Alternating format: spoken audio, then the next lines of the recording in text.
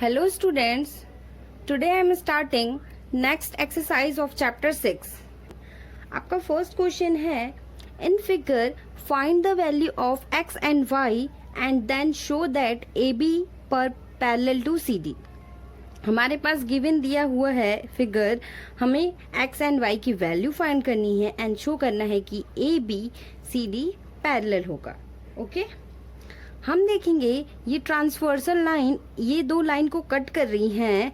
Then हमारे पास जो ये है 50 एंगल एंड एक्स एंगल, इस पे जो ये एंगल पूरा बनेगा वो 180 बनेगा क्योंकि यहाँ पे लीनियर पेयर बन रहा है ये.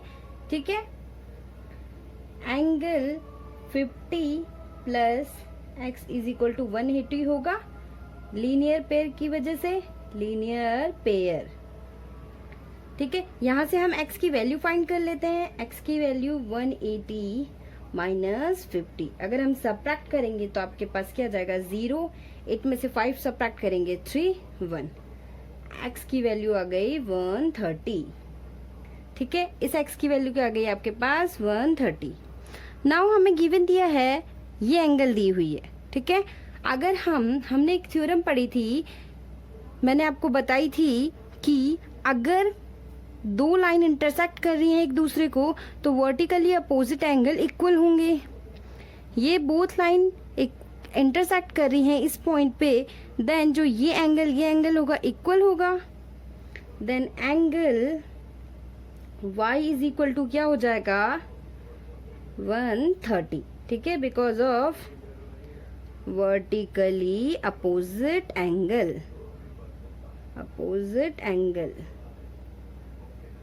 ओके हम देखेंगे कि जो एंगल y है और एंगल x है इसकी वैल्यू सेम आ रही है और हम जानते हैं कि ये दोनों अल्टरनेट इंटीरियर एंगल हैं. अगर अल्टरनेट इंटीरियर एंगल होते हैं तो जो लाइंस होती हैं वो पैरेलल होती हैं. ठीक है, here angle x is equal to angle y. These angle are alternating interior angle. अगर ये अल्टरनेट इंटीरियर एंगल हैं then AB parallel to CD. Okay हमें x की वैल्यू निकालनी थी, y की वैल्यू निकालनी थी, हमने दोनों वैल्यू फाइंड कर ली एंड हमें शो भी कर दिया कि जो AB है वो CD के पैरेलल है. ओके नाउ सेकंड क्वेश्चन है in figure if AB parallel to CD, AB parallel to CD, ये लाइन इस लाइन के पैरेलल है and CD parallel to EF, ये लाइन EF के पैरेलल है. ठीक है, एंड y एंड z का रेशियो दिया है 3:7. फाइंड करना है x की वैल्यू, हमें इसकी वैल्यू फाइंड करनी है. ठीक है, हम इसको सॉल्व कर लेते हैं. हमारे पास गिवन दिया है AB parallel to CD and CD parallel to EF. मैंने आपको एक थ्योरम पढ़ाई थी कि अगर ये लाइन इस लाइन के पैरेलल है, ये लाइन इस लाइन के पैरेलल है, देन AB लाइन जो होगी वो थर्ड लाइन के पैरेलल होगी EF के. Then AB parallel to EF. ठीक है, जब ये पैरेलल लाइन हो गई तो जो अल्टरनेट इंटीरियर एंगल है मतलब x एंड z, ठीक है, x एंड z इक्वल होंगे because of alternate interior angle. Now angle x is equal to angle z because of alternating interior angle, alternating interior angle की वजह से. Okay now अब हमारे पास दिया है जो AB है वो AB लाइन CD लाइन के पैरेलल है. देन अगर हम देखेंगे को इंटीरियर एंगल क्या होते हैं जिसके सेम साइड का सम 180 हो. ठीक है, देन x प्लस y 180 होगा. Now angle x plus angle y is equal to 180. ठीक है, को इंटीरियर एंगल होगा. नाउ यहाँ पर जो x एंगल है वो z एंगल के इक्वल है because of alternate interior angle. Then हम यहाँ पर x की वैल्यू पुट कर सकते हैं z plus angle y is equal to 180। Okay, हमारे पास गिवन दिया है y रेशियो z 3:7 का दिया है। ठीक है, अगर हम y की वैल्यू 3a मान लें एंड z की वैल्यू 7a, ठीक है, हम वैल्यू पुट कर लेते हैं इसमें। 7a plus 3a is equal to 180। यहाँ से a की वैल्यू फाइंड कर लेते हैं। 7a एंड 3a को ऐड करेंगे तो क्या आएगा आपके पास, 7 8 9 10। 10a is equal to 180 and a की वैल्यू आ गई आपके पास 18। ओके, अब हमारे पास z की वैल्यू क्या आ जाएगी, value of z is equal to 7a है, 7 इंटू 18। ओके, अब मल्टीप्लाई कर लेंगे तो आपके पास क्या आएगा, 8 7 जा 56, 6 5 कैरी, 7 एंड 5 प्लस कर देंगे, 7 8 9 10 11 12 126। ओके, आपके पास z आ गया एंगल 126। और हमारे पास है कि जो अल्टरनेट एंगल है, angle z and angle x equal है, देन एंगल x की वैल्यू भी क्या आ गई आपके पास, 126। ये हमें फाइंड करना था, फाइंड वैल्यू ऑफ x, तो हमने ये फाइंड कर लिया। नाउ आपका थर्ड क्वेश्चन है, question number third. In figure in AB parallel to CD, AB and CD parallel line है एंड EF जो है परपेंडिकुलर है CD पे, EF परपेंडिकुलर है CD पर and angle GED is equal to 126 दिया है। GED ये आपके पास पूरा एंगल दिया है 126। हमें फाइंड करना है AGE, ये एंगल फाइंड करना है, GEF ये एंगल फाइंड करना है एंड FGE ये एंगल फाइंड करना है। ओके, हम एक एक करके फाइंड कर लेते हैं। हम अगर देखेंगे यहाँ पर कि ये पूरा एंगल 126 है, ये एंगल किसके इक्वल होगा, इस एंगल एंड इस एंगल के सम के। ठीक है, angle GEF plus angle FED is equal to क्या होगा, 126 के, क्योंकि ये पूरा एंगल हमारे पास 126 दिया है। अब EF परपेंडिकुलर है CD पे, देन जो ये एंगल बनाएगा 90 होगा। देन हम यहाँ से इसकी वैल्यू फाइंड कर सकते हैं। Angle GEF is equal to 126 and इस एंगल की वैल्यू 90 है तो माइनस 90 हम सब्ट्रैक्ट कर लेंगे तो ये आपके पास 6 आएगा एंड 12 में से 9 सब्ट्रैक्ट करेंगे तो आपके पास क्या आएगा, 3। तो एंगल GEF की वैल्यू आ गई आपके पास 36। हमने एक वैल्यू फाइंड कर ली। ओके, नेक्स्ट हम देखेंगे कि जो ये एंगल है GED, ये एंगल और ये एंगल अल्टरनेट इंटीरियर एंगल है because of AB and CD parallel line है और ये ट्रांसवर्सल लाइन है। ठीक है, जो कि G और E पे कट कर रही है। तो angle AGE is equal to angle GED because of alternating interior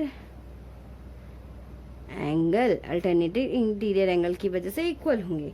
तो GED की वैल्यू हमें गिवन है 126, तो यही आपके पास AGE की वैल्यू हो गई। ओके, हमारी इसकी वैल्यू भी फाइंड हो गई, AGE आ गया 126 और ये तो आपके पास निकल गया 36, हमने पहले फाइंड आउट कर लिया था। अब हमें निकालना है GEF हमने फाइंड कर लिया, FGE। अब हमें ये वैल्यू निकालनी है। अगर हम देखेंगे ये एक स्ट्रेट लाइन है तो ये लीनियर पेयर बन रहा है, ये एंगल एंड ये एंगल का सम 180 होगा। Then angle AGE plus angle FGE is equal to 180 because of linear pair. ये सारा रूल आपको एंगल पता होना चाहिए, मैं लिंक डिस्क्रिप्शन में डाल दूंगी इंट्रोडक्शन की, आप एक बार देख लीजिएगा। ओके, AGE हमने फाइंड किया है 126 plus angle FGE is equal to 180। Then angle FGE की वैल्यू क्या आ गई आपके पास 180 माइनस 126। अगर हम सब्ट्रैक्ट करेंगे 10 में से 6 सब्ट्रैक्ट करेंगे 4 एंड 7 में से 2 सब्ट्रैक्ट जाएगा, क्या आएगा आपके पास 5। ठीक है, तो एंगल FGE की वैल्यू क्या आ गई 54। तो हमने ये तीनों वैल्यू फाइंड कर ली है। ओके स्टूडेंट, नाउ आपके पास नेक्स्ट क्वेश्चन है, question number 4। In figure if PQ parallel ST, PQ ये लाइन पैरेलल है, PQR दिया है 110, PQR 110 दिया आपके पास, एंड RST आपके पास 130 दिया, RST ये 130 दिया, एंड फाइंड करना है QRS, इसकी वैल्यू हमें फाइंड करनी है। ठीक है, हमें इसकी वैल्यू फाइंड करने के लिए हमें क्या करना पड़ेगा, सबसे पहले हम ड्रॉ कर लेते हैं ये लाइन जो कि R से पास हो रही है, XY, और किसके पैरेलल है, ST के पैरेलल है। ठीक है, ये हमने खुद से ड्रॉ किया है, तो हम लिखेंगे XY parallel ST draw passing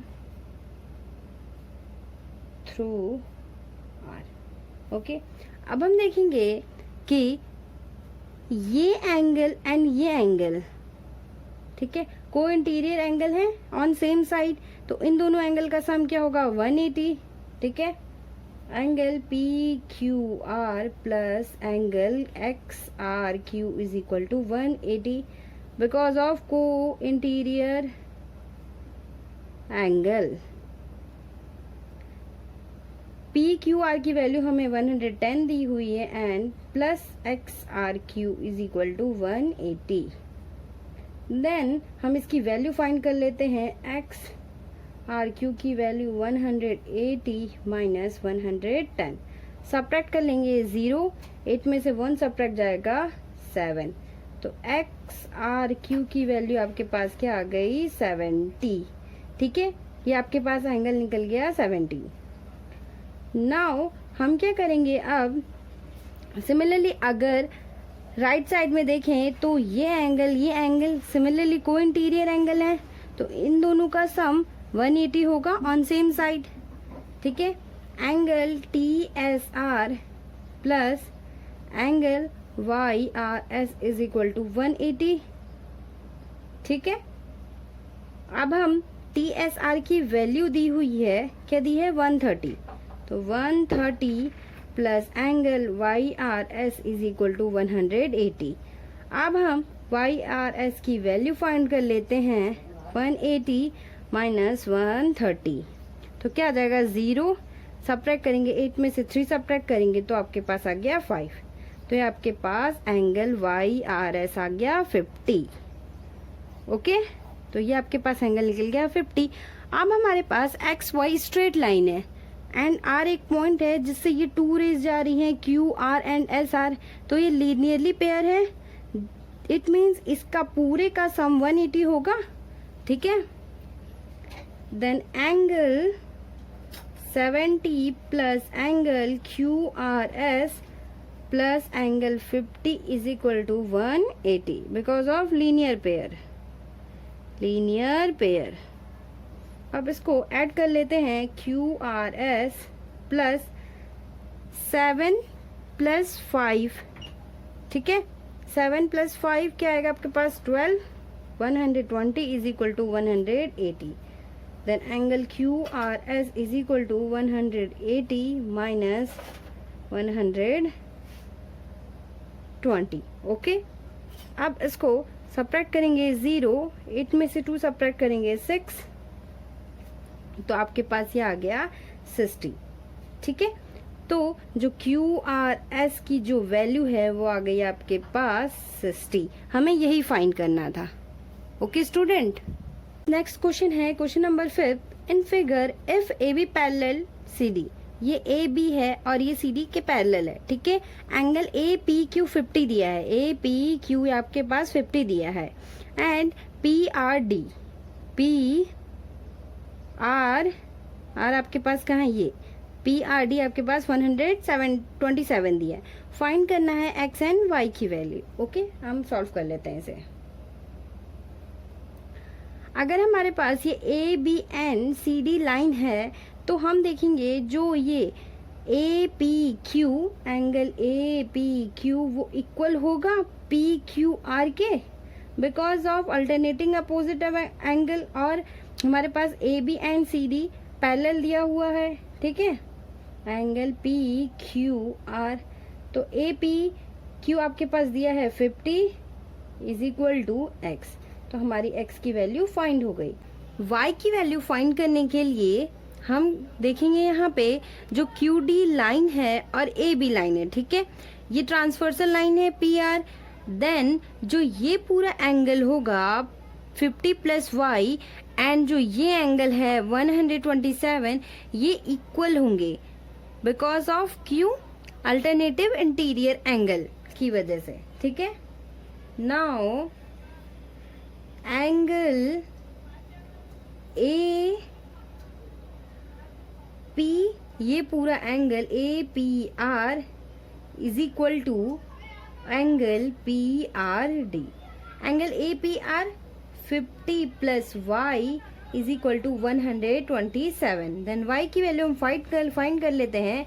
127 minus 50, subtract करेंगे 7 एंड 12 में से 5 सब्ट्रैक्ट करेंगे 77। देन y की वैल्यू फाइंड हो गई 77। ठीक हो गया। नाउ नेक्स्ट क्वेश्चन है question number 6। In PQ and RS are two mirror placed mirror to each other. ठीक है, ये PQ and RS two mirror हैं और एक दूसरे के पैरेलल हैं। An incident ray AB strike the mirror PQ at B। AB जो रे है वो स्ट्राइक करती है एट B पे। The reflected ray moves along the path BC and strike the mirror RS at C। ये जो AB रे है वो इंसिडेंट करती है PQ पे एट B, ठीक है, फिर वो रिफ्लेक्ट होती है RS पे एट C पे and again reflects back along CD। Again ये रिफ्लेक्ट करती है CD पे। देन प्रूफ करना है कि जो AB है वो CD पैरेलल होंगे। ठीक है, हमें ये प्रूफ करना है। नाउ हम सबसे पहले क्या करेंगे कि जो ABC है, ठीक है, इस पॉइंट B पे परपेंडिकुलर ड्रॉ कर लेंगे। ठीक है, परपेंडिकुलर ड्रॉ कर लेंगे। सिमिलरली इस पॉइंट पे भी हम परपेंडिकुलर ड्रॉ कर लेंगे C पे। ठीक हो गया, इसको N मान लेते हैं, इसको M। ओके, हमारा गिवन क्या दिया है? गिवन दिया है आपका कि PQ पैरेलल RS है। ओके, नाउ हमें टू प्रूफ करना है AB parallel CD।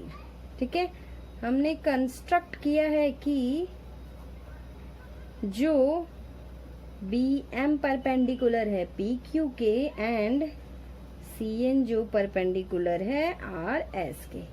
Now proof करते हैं अब प्रूफ। ठीक है, अगर हम इस एंगल को 1 मान ले, इस एंगल को 2, इस एंगल को 3 एंड इस एंगल को 4। ठीक है, हमने BM परपेंडिकुलर किया था PQ के। ठीक है, BM perpendicular PQ and CN perpendicular RS। अगर हम किसी पैरेलल लाइन में परपेंडिकुलर ड्रॉ करते हैं तो वो बोथ आर पैरेलल होते हैं। ठीक है, then BM parallel to CN। Okay, हम यहाँ पे लिख देंगे perpendicular on parallel are also parallel। Okay, अब हम जानते हैं कि law of reflection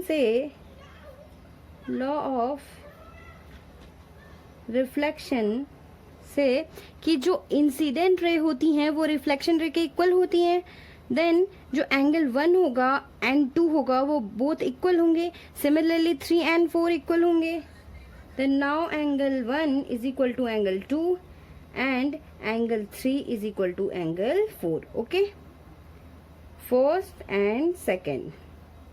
now BM and CN parallel है, ठीक है, और BC ट्रांसवर्सल लाइन है, देन जो 2 एंगल एंड 3 एंगल होगा इक्वल होगा. क्यों? अल्टरनेटिव इंटीरियर एंगल की वजह से. ठीक है, now angle 2 is equal to angle 3. क्यों होगा? अल्टरनेटिंग इंटीरियर एंगल है, इंटीरियर एंगल है. ठीक है, यहाँ पर angle 2 is equal to angle 3 है. Now from equation first,